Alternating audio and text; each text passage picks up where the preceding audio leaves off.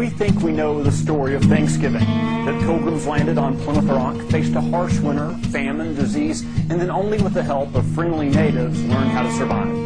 That's nice for bedtime stories, but it ignores the most important lessons of our early history.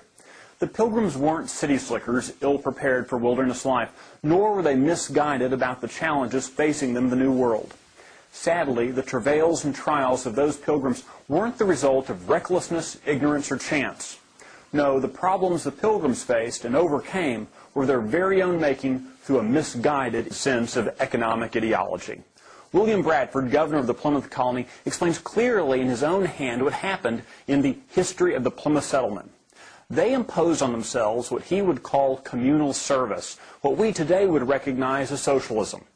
Everything, the land, the work, the crops, everything was held communally. Everyone was expected to work hard and yet receive only what they truly needed.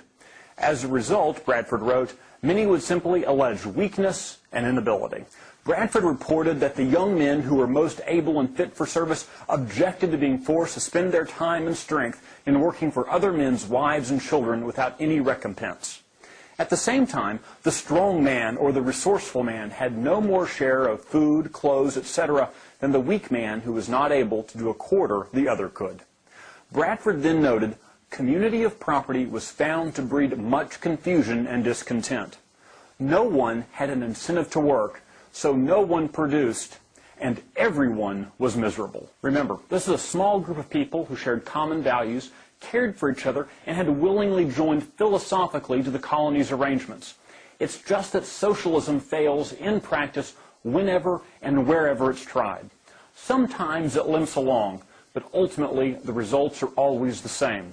After 3 years, the colony abandoned its communal life, lest they die off completely. Bradford wrote that colony leaders divided the land among the families and allowed each man to plant corn for his own household and to trust themselves for that. As a result, it made all hands very industrious, so that much more corn was planted than otherwise would have been by any means the governor or any other could devise, and saved him a great deal of trouble and gave far better satisfaction. Private property rights and a free market carried the day.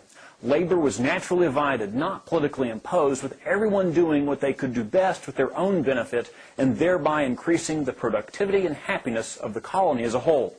In the newly free society, where the local knowledge of Native Americans was combined with the scientific techniques of Europe, the Pilgrims had a harvest bountiful beyond comparison. The very first days of the American experience demonstrated what world history has shown repeatedly, that socialism fails, and fails miserably.